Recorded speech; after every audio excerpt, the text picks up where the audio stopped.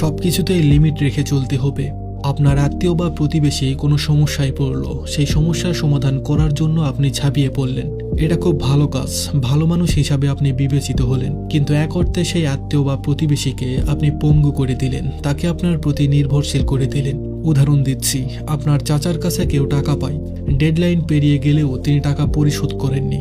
বাড়ির উপর পাওনাদার এসে আপনার চাচাকে অকথ্য ভাষায় গালিগালাজ করছে, অপমান করছে। চাচাকে অপমানের হাত থেকে বাঁচাতে আপনি এগিয়ে গেলেন। তার এই সমস্যা থেকে মুক্তি দিতে আপনি নিজেই পাওনা টাকা পরিশোধ করে দিলেন।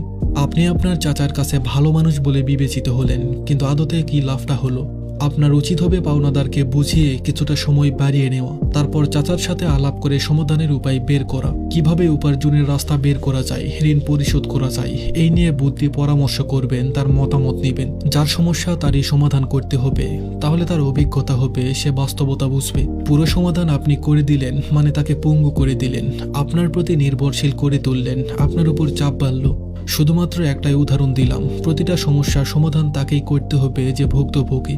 আপনি শুধুমাত্র পরামর্শদাতা, আপনার কাজ বাদ দিয়ে অন্যের কাজ করে দিতে যাবেন না। তাকে কাজ করার প্রসেস দেখিয়ে দিবেন, কিন্তু কাজটা তাকেই করতে হবে। আরেকটা উদাহরণ দেই, অফিসে কেউ হয়তো পাওয়ার পয়েন্ট বা এক্সেলের কাজ জানে না, তাকে আপনি নিয়মটা শিখিয়ে দিবেন, সেই নিয়ম মেনে কাজটা সেই করবে। আপনি করে দিবেন না, তাহলে সে শিখতে পারবে, কারোর প্রতি নির্ভরশীল হতে হবে না।